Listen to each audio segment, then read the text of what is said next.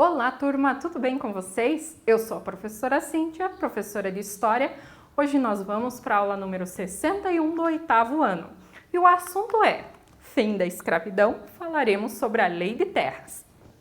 Para o desenvolvimento desse assunto, temos alguns objetivos. São eles: descrever como se dava posse de terras no Brasil entre 1822 e 1850, identificar e explicar a Lei de Terras de 1850, relacionar a Lei de Terras com os imigrantes, explicar a prática de grilagem e identificá-la na atualidade e reconhecer as consequências da Lei de Terras. Antes de mais nada, já separe seus materiais para a aula de hoje. Você irá precisar do seu livro didático, caderno de história para as anotações das principais informações, mas também para a realização da atividade ao final dessa aula, assim como lápis, caneta e borracha. Com todo esse arsenal em mãos, podemos continuar esta aula. No século XIX, o Brasil era essencialmente rural. Base da economia era a agricultura. A posse de terra, desde os tempos de colônia, quando o Brasil era colônia de Portugal, significava riqueza e, sobretudo, poder. Porém, se tratava de poder e riqueza concentrado nas mãos de poucos. Será que só naquele momento ainda continua? Vamos entender. Entre os anos de 1822, quando o Brasil torna-se independente, até 1850, a propriedade de terra no Brasil se dava por meio de doação da coroa, por compra também, herança, ocupação e registro junto aos instrumentos, as instituições que faziam este. Já no ano de 1850, após a aprovação da Lei Eusébio de Queiroz, é a vez da Lei de Terras ser aprovada, assunto dessa aula. Então, a Lei de Terras, Lei 601, de 18 de setembro de 1850, é a primeira iniciativa com o objetivo de organizar a propriedade privada aqui no país. A lei determinava o quê? Que o acesso às terras devolutivas, ou seja, aquelas terras sem uso e do Estado, elas só poderiam ocorrer por meio da compra.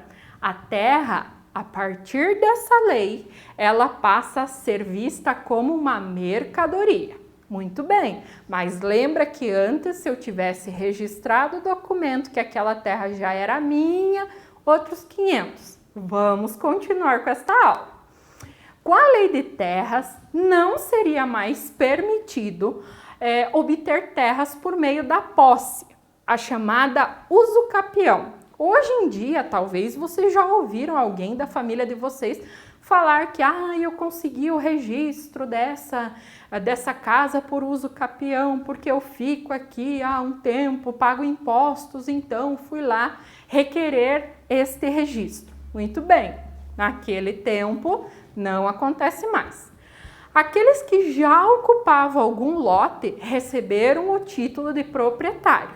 A única exigência era morar ali e produzir nessa localidade. Sobre os artigos. Primeiro artigo 1º, ficam proibidas as aquisições de terras devolutas, aquelas terras do Estado, por outro título que não seja o de compra.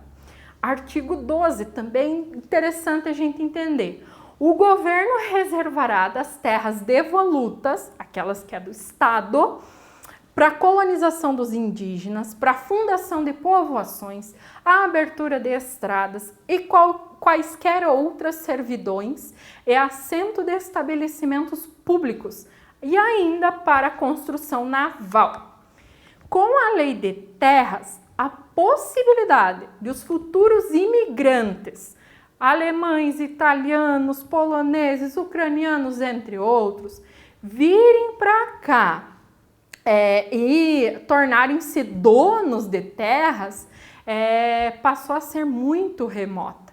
porque essa lei definia que as terras públicas deveriam ser vendidas por um preço relativamente alto, o que afastava tanto os poceiros quanto os imigrantes pobres de adquirir terras aqui no país. Isso já era algo que estava arquitetado na cabeça ali dos líderes, para evitar que as terras aqui do Brasil passassem para as mãos de imigrantes, ainda mais pobres. Artigo 18. O governo fica autorizado a mandar vir anualmente, à custa do tesouro, né, à custa do dinheiro do governo ali, certo número de colonos livres para serem empregados pelo tempo que for marcado em estabelecimentos agrícolas ou nos trabalhos dirigidos pela administração pública ou ainda na formação de colônias nos lugares em que estas mais convierem, tomando antecipadamente as medidas necessárias para que tais colonos achem emprego logo que desembarcarem. Esse artigo especificamente está falando sobre a vinda de imigrantes para cá, mas com o propósito do que trabalhar. Fala-se em substituição da mão de obra, porém, na região aqui, inclusive eu fiz uma pesquisa sobre a escravidão na região aqui que vivemos, a região de Rio Negro especificamente, mas aqui elencava também, haviam alguns escravos que tinham como donos imigrantes alemães. Então, existe essa fala, mas também tem o outro contraponto. E também existia a questão da política de branqueamento da população brasileira, que estava ficando muito negra, em virtude dos casamentos com africanos ou mesmo com indígenas, daí filhos dos filhos estavam nascendo mais morenos a negros, e isso não estava ficando bom aos olhos das lideranças do Brasil, até por conta de preconceito, racismo que a gente vive há tantos anos. Os estrangeiros que tiveram essas passagens financiadas para viajar aqui para o Brasil, eles só poderiam adquirir terras depois de 3 anos morando aqui no país. Dessa maneira, a atração de imigrantes ainda era mantida, porém, evitava-se que eles transformassem em proprietários de terras aqui no Brasil. Porque se falasse esse negócio que a terra é muito cara, não tem condições de você fazer a vida aqui, quem queria querer vir para o Brasil? Eles tinham que chamar esse povo, questão do branqueamento, uso dessa mão de obra, principalmente nos cafezais, entre outras situações. Mas então mantinham uma conversa de que tinham que morar aqui por 3 anos, que poderiam ser proprietários, mas o governo tomava todas as medidas para evitar isso.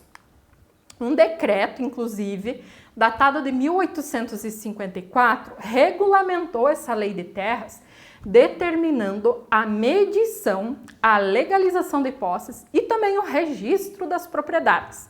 Porém, isso veio acompanhado de uma prática conhecida como grilagem.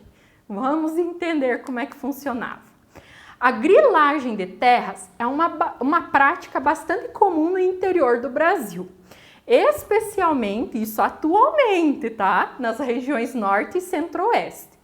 O grileiro é um proprietário privado que se apossa das terras devolutas, ou seja, essas terras que não têm um dono específico. Tal apropriação envolve a criação de documentos falsos, de onde vem o termo grilagem. Por quê? Uma vez que esses documentos são engavetados, colocados numa caixa com grilos, para dar essa aparência de antigos, em virtude do quê? O grilo, ele vai deixar alguns detritos no papel que vai dar esse aspecto amarelado pelos desgastes também que esses animais provocam nesse papel. Então ele vai dizer, mas eu já sou dona daqui há muito tempo, olha aqui esse documento, já está até velho, olha aqui todo amarelado.